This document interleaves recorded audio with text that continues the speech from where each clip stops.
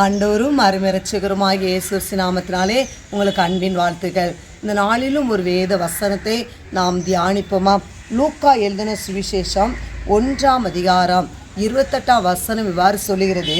அவள் இருந்த வீட்டில் தேவதூதன் பிரவேசித்து, கிருபை பெற்றோரை வாழ்க, கர்த்தர் உன்னுடனே இருக்கிறார், ஸ்திரீகளுக்குள்ளே நீ ஆசீர்வதிக்கப்பட்டவள் என்றான் என்று சொல்லி வேதத்தில் வாசிக்கிறோம். பாருங்க, கிருபை பெற்றவளை வாழ்க. இங்கே மரியாதை குறித்து நாம் வேதத்தில் வாசிக்கிறோம். பாருங்க, கிருபை நம்மளை வாழ வைக்கும்.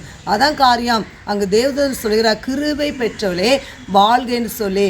சரி, கிருபை நமக்கு எப்படி வரும் என்று சொல்லி நம்ம வேதத்தில் அநேக காரியங்கள் என்ன செய்ய முடியும், சொல்ல முடியும். இங்கே ஒரு வேத வசனம் பார்க்கும்பொழுது அங்கே சொல்லப்படுகிற காரியம், அதற்கு மரியாள், இதோ நான் ஆண்டவருக்கு அடிமை, உம்முடைய வார்த்தையின்படி எனக்கு ஆக கடவுது என்றாள் என்று சொல்லி வேதத்தில் வாசிக்கிறோம். அப்படின்னா அவருடைய வார்த்தையின்படியே நாம் கீழ்ப்படியும் போது நம்மளுக்கு இருக்கிற கிருபை பெருகும்.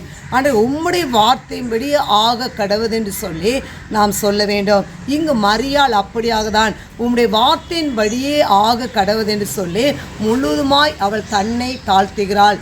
அதான் இயேசு கிறிஸ்து வேதத்தில் வாசித்து பார்க்கும்போது அது சிலுவையின் மரணவந்த கீழ்ப்படிந்தவராகி தம்மை தாமே தாழ்த்தினார் என்று சொல்லி வேதத்தில் வாசிக்கிறோம். எனவே கிருபை எப்பொழுது பெருகும் என்று சொன்னால், இங்கு பார்க்கிற காரியம் நாம் கர்த்தருடைய வார்த்தைக்கு, நாம் சொல்லுகிற அவருடைய வார்த்தைக்கு நாம் அறுபயிற்சி எதுவும் பேசாதபடிக்கு, அன்றைய வாழ்க்கையில் ஆண்டவரே என் குடும்பத்தின் காரியத்தில் உம்முடைய வார்த்தையின்படி ஆக கடவுது என்று சொல்லி நாம் நம்மை அர்ப்பணிக்கும் போது நம்மளுக்குள் இருக்கிற கிருபை பெருகும்.